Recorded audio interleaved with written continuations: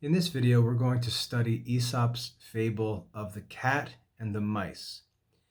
This fable is studied in Lesson 8 in the Classical Liberal Arts Academy's Aesop's Fables course.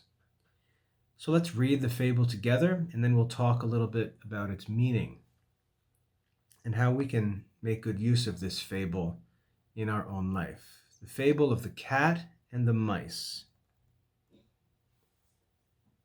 A certain house was much infested by mice. The owner brought home a cat, a famous mouser, a famous catcher of mice, who soon made such havoc among the little folk that those who remained resolved that they would never leave the upper shelves. The cat grew hungry and thin in consequence, and, driven to her wits' end, hung by her hind legs to a peg in the wall and pretended to be dead. An old mouse came to the edge of the shelf, and seeing through the deception, cried out, Ah, Mrs. Pussy, we should not come near you, even if your skin were stuffed with straw. The fable of the cat and the mice. Let's take a close look at this fable together. First of all, why would Aesop choose these characters, the cat and the mice? Well, it's pretty common knowledge that cats and mice are enemies. Cats kill mice. In fact, it's almost the definition of a cat to be a type of feline that lives in houses and kills mice. That's really what a cat is. And so cats and mice are enemies, always enemies. The house was infested by mice. That means it was full of mice. Sometimes that happens when a family goes away for a while, especially if this is a country house, because at certain times of the year, like in the fall, when the weather starts to get cool, during the summertime, all the mice will be out in the fields, and they'll be living in the gardens and in the pastures. And then when the weather starts to get cool, the mice move from out in the fields towards the house where there's warmth. And so sometimes the house can get full of mice in the fall and winter, especially if a family is away for a time and the mice feel like it's safe in the house. So this house was infested by mice. And so to deal with the mice, the owner went out and found a cat that was well known as being a good mouse-catching cat. And so he brought that cat home to take care of this mouse problem. And when the cat got into the house, he was actually doing such a good job that the mice ran and hid. And it says they hid on the upper shelves, the top shelves in the house, so the cat couldn't reach them. And one important line in the fable, it says, they remained resolved they would never leave the upper shelves. They were resolved that they would never leave the upper shelves. And their plan worked. The cat couldn't get them. And we read that the cat grew hungry and thin. And so the cat had no plan as to what he or she could possibly do. Actually, it says it's a she. So the cat had no plan what to do and decided to play dead and think that maybe by playing dead, she could draw the mice off the shelves and have another chance to get them. And so when the mice saw the cat playing dead, maybe some of the young mice thought it was safe to go down, but we're told an old mouse came to the edge of the shelf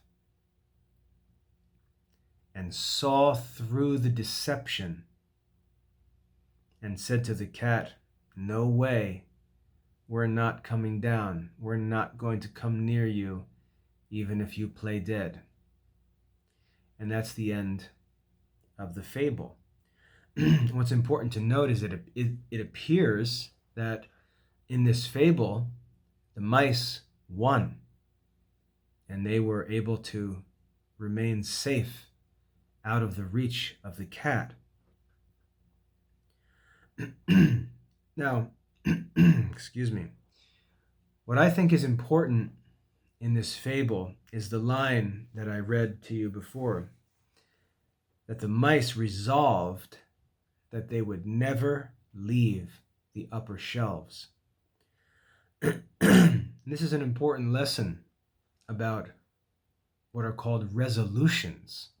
A resolution is when we say that we're going to do something and it's serious. Like we talk about New Year's resolutions. When a new year begins, we make resolutions.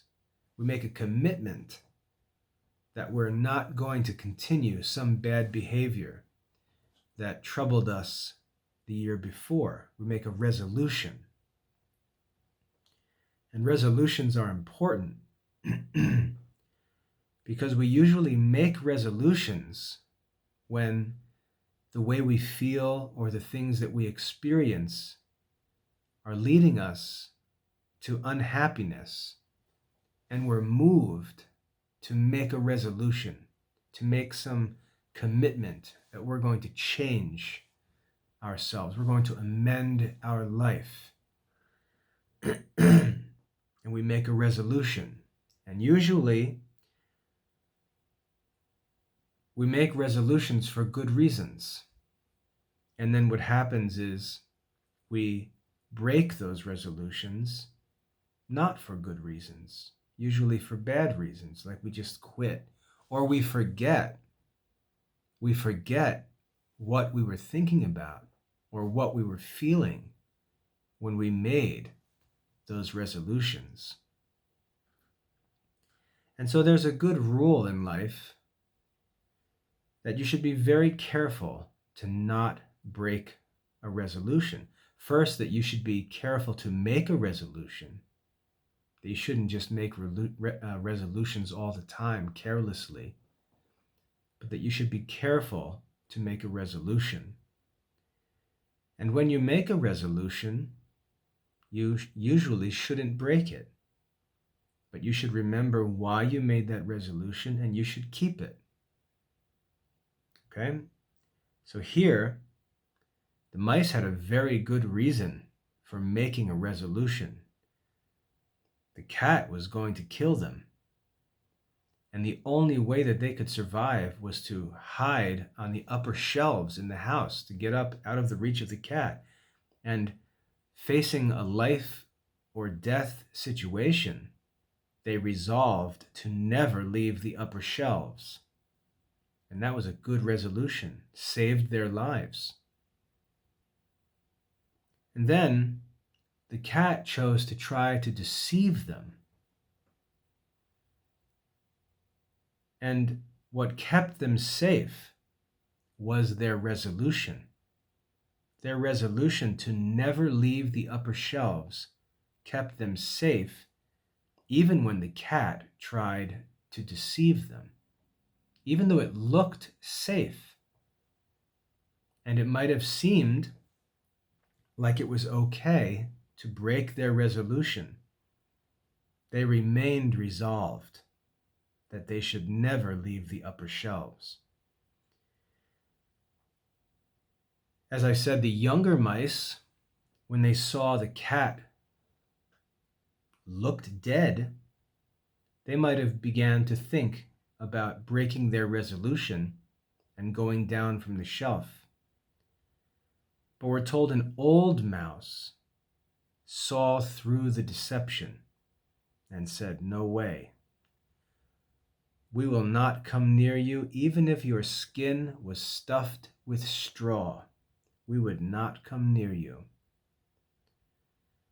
Now, one reason is because the old mouse knew from experience that cats can never be trusted. We can never trust our enemies. But the old mouse also knew why they made the resolution to stay up on the upper shelves. And maybe the old mouse remembered how they got up there in the first place and why they made those resolutions. And so she was able to protect the younger mice from the deception of the cat. So the first lesson that we can see in this fable is to be careful to keep resolutions once we make them. Our resolutions can protect us from temptations and deceptions. It may be hard to know what we should do in different situations, but it may be easy to remember a resolution and stick to it, even when the circumstances change and we're not sure what we should do. We can just say, well, you know what? I made a resolution and I'm just going to stick to it. So resolutions can help us. Another lesson, as I said, is to never trust our enemies. If you're studying Theophrastus's characters, you'll be learning about the characters of evil men, characters that should never be trusted. And while God teaches us to love our enemies, to do good to our enemies, to seek the happiness of our enemies, we're also taught in the Proverbs, for example, to be careful and to not trust our enemies. It's one thing to do good to others. It's another thing to believe that others, especially evil people, will do good to you. If you know someone to be an enemy, it's wise for you to never go near them. I mean, that's what we learn about temptation, right? We should never enter into temptation. We should never enter into a situation where we might be tempted. We should never go with someone who we know will tempt us. If we know that someone's bad, we shouldn't go with them, even if they say to us that they're not going to do anything bad. It's like the cat pretending to be dead, pretending that things are safe, but they're not safe. Cats and mice can never be friends. And therefore the old mouse is careful to see through the cat's deception. So there's two important lessons, I think, here. One is to take resolutions seriously and be careful to avoid breaking resolutions when we make them, but remember why we made them and stick to them. And secondly, to be careful that we don't allow ourselves to be deceived by enemies. Okay, so I hope that's a helpful start to your study of the fable of the cat and the mice. I'd like you to study the fable on your own, think through it. And if there's anything else that you can see in the fable that you think is helpful, I'd like you to share it with me. Post it on the community forum. If you go to the Help Center, you can post in the community and share any of your thoughts on these fables there. And I'll read them and I'll respond. Hopefully you can see some things in the fables that I might miss because like we learn, you may have different experiences or opportunities or gifts that I don't have that allow you to see some things differently than I do. So if there's anything you see in a fable that you think might be helpful, share it on the community forum, and I'll be sure to read it. So I hope that's a helpful introduction. The fable of the cat and the mice. May God bless your studies.